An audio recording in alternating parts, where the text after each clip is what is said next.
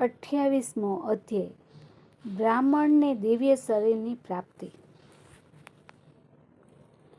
એ લોભી બ્રાહ્મણ પહેલાં તો લાંબા કાળ સુધી પોતાના પ્રેત યોનિમાં ભટકતો રહ્યો અને ફળની ચોરીના લીધે બીજા જન્મમાં કાલાંજર પર્વતમાં દેવોને પણ દુર્લભ એક કુંડ મૃગતીર્થમાં તે વાનર રૂપે જન્મ્યો। નારદે પૂછ્યું, હે તપોધન બ્રાહ્મણ, અસંખ્ય કરોડો પાપ કર્યા હતા છતાં ત્રણેય લોકને પાવન કરનાર એ મૃગતીર્થમાં તે ક્યાં પુણ્યના બળે જન્મ પામ્યો? આપ તે જણાવો। ત્યારે નારાયણ બોલ્યા, ચિત્રકુંડલ નામે એક મોટો વૈશ્ય હતો। તેની પત્નીનું નામ તારકા હતું। તે પતિવ્રતા ધર્મ પાળતી હતી। તે દંપતી પુરુષોત્તમ માસનું વ્રત કર્યું હતું અને તેના ઉદ્યાપન વખતે તેમણે બ્રાહ્મણોને પત્નીઓ સહિત ઘણી દક્ષિણા આપી હતી। આ કદ્રીને પણ તેમણે નિમંત્રણ આપેલું। દક્ષિણા મળવાથી પ્રસન્ન થયેલા બ્રાહ્મણો પોતપોતાને ઘેર ગયા, પણ આ લોભી કદ્રી ચિત્રકુંડલને કહેવા લાગ્યો, હે વૈશ્યરાજ, બીજા બ્રાહ્મણોએ પુષ્કળ ધન આપ્યું છે તો મને તું વધારે કેમ આપતો નથી? એટલે ચિત્રકુંડલે તેણે પણ ધન આપ્યું। એ વખતે પૂજા દર્શનના મહાત્મ્યથી તથા ધનના લોભથી પણ પુરુષોત્તમ માસની ઉત્તમ સ્તુતિ કરવાથી તેના પુણ્ય બળે મૃગતીર્થમાં વાંદરાનો જન્મ પામ્યો હતો। શ્રી રામચંદ્રજીએ મહાસાગર પર પુલ બાંધી દુષ્ટ રાવણને માર્યો હતો ત્યારે મદદ કરનાર વાનરોને આભાર માનતા આશીર્વાદ આપ્યા હતા।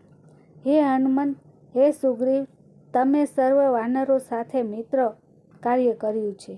હવે જેને જ્યાં જવું હોય ત્યાં ભલે જાય। એ જે વનમાં જશે ત્યાં તેમને પુષ્કળ ફળ ફૂલ મળી રહેશે, મધુરતા જળવાઈ રહેશે અને આ વાનરોનું કોઈ અપમાન કરી શકશે નહીં, માટે તેઓ બધા મારી આજ્ઞાથી હવે જાઓ। આ કદ્રી બ્રાહ્મણ પણ જે જગ્યાએ વાંદરા રૂપે જન્મ્યો ત્યાં ઘણા ફળ ફૂલ હતા, પણ તેના પાપ કર્મના લીધે તેને જન્મથી મોઢામાં ચાંદા હતા, એટલે તે કાંઈ ખાઈ શકતો ન હતો, વેદનાથી પીડાતો હતો। એક વખત ભૂખથી અશક્ત બનેલો તે ઝાડ ઉપર ચડવા જતાં જમીન પર પછડાઈ પડ્યો।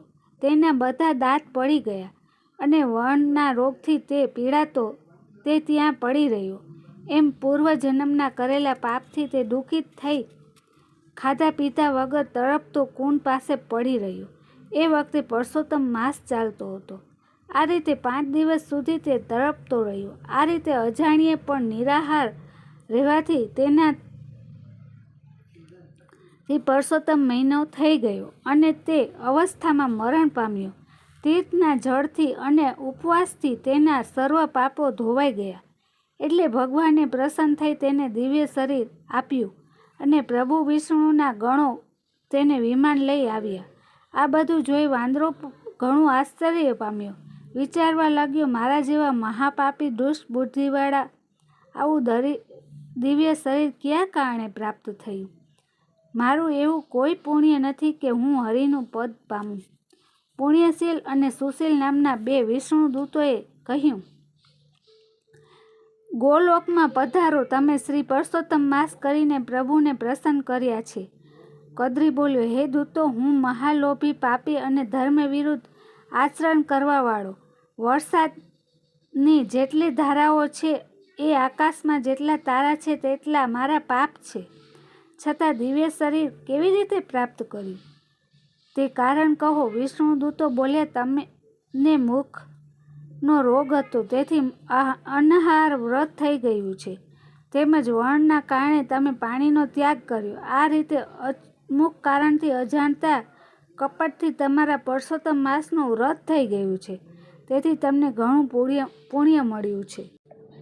દૂતોની વાત સાંભળી કદ્રી બ્રાહ્મણ ઘણો જ આનંદ પામ્યો અને પછી કલાંજર પર્વતને વનમાં અધિપતિ સર્વ વનસ્પતિ વેલા તથા વૃક્ષોને પણ નમસ્કાર કરી વિમાનમાં બેઠો। પુરુષોત્તમ માસનું સેવન કરવાથી કદ્રી બ્રાહ્મણ જ્યાં ગયો પછી પ્રાણીઓના કોઈ જાતનો શોક થતો નથી, ઘડપણ તથા મરણ રહિત એવો ગોલોકમાં ગયો।